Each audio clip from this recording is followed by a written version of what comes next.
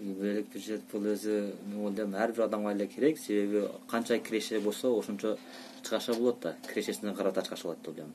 Ошону үнөмдөп киреше була чыгаша булагын үнөмдөп калса, ошол канча ошонун айырмасы запаста калат деп ойлойм да, мен керек деп ойлойм. Бюджетти түзүү бул келечектеги боло турган чыгашуулардын эске алып, ошого карата акчаңызды үнөмдөп сарпташ керек деп ойлойм да. Акча сактоо жолунун өзү жолу көп. Негизинен мисалы үчүн өзүнө ишенбей, коркуп, үйүнө мисалы ууру кирип, уурдап кетпесин эме кылып ойлоп турган болсо, эң оңой жагы бул банк деп ойлойм. Банкка салып койсо, банкта тем более жөн турбай үстүнө пайыздары кошулуп төлөнүп берилет.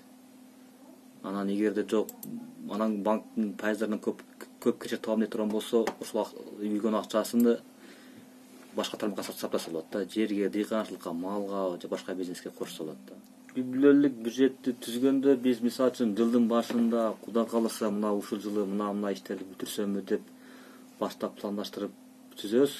Ошол пландаштырган түзгөн бюджетибизде, оюбузда аткаруучунун ал биринчи себеп болгон киреше булагы болот да. Ошол киреше булагыны мүмкүн болушунча көбөйтүү жагында иштетип, ойлонуп, анан кийин сарптаганда үнөмдөп сарптасак, ошол жылдын башында түзгөн пландар ишке ашат деп ойлойм да.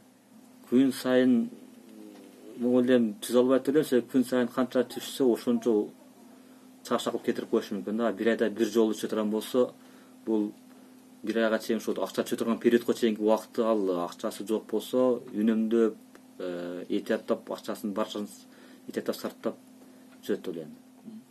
Орустарда бир сөз бар, копейка рубль беришет деп.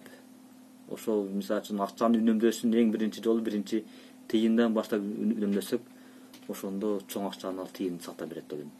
Биздин азыр Айыл банкта Ардагер, Наристе, Кенч, Алтын, Элет деген депозиттерибиз бар. Бул депозиттер бир гана физикалык жактардан эмес, юридикалык жактарга да ушундай колдонулат. Мисалы юридикалык ишканадан келсе акчасыны жөн турбасын счетунда үстүнө кошулуп турсын десе, ошо Элет деген депозит бар, келсе анын маалыматында ошол банкта тагыраак беребиз. Анан тышкары биздин депозиттердин башка банкка салыштырмалуу айырмасы биздикиде мындай да, акчасын бир депозит ачып салып койгон болсо, кийин мисалы үчүн азыр ушул февраль айда салган болсо, эртең март апрелде кокустан бир акча келип калды, аны же сарпталып же эмне кылышым билбей ошол акчанын үстүнө кошуп коем десе, ошол февраль айында түзүлгөн депозиттин суммасына үстүнө кошуп койсо болот да. Ошондо жанагы кайра ар бир салган акчанын үстүнө банк менен келишим түзүлбөт, чынын айткандачы. Анан тышкары дагы биз бир жакшы депозитибиз бар, Алтын деп коет.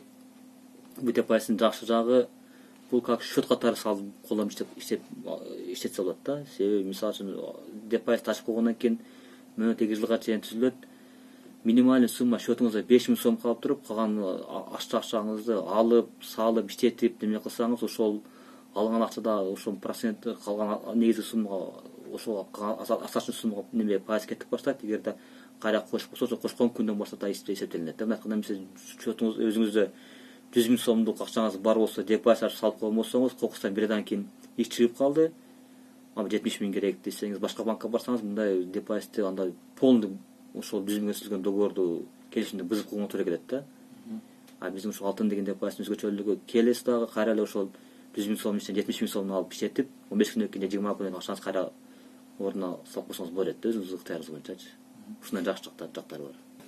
Эки кызыңыз жаш болсо, бизде мен сизге сунуштайт элем, Наристе деген биз депозитибиз бар. Анын немеси минималдуу суммасы 9 000 сом болот. Пайызы 2 жылдык мөөнөткө салынса, 9% төлөнүп берет. Годовой. Андан тышкары жерде бир гана бул сом түрүндө эмес бул депозиттер, доллар жана рубль түрүндө да алса болот да. Кеңирээк маалыматтарды алам десеңиздер, биз банкка кайрылсаңыз болот.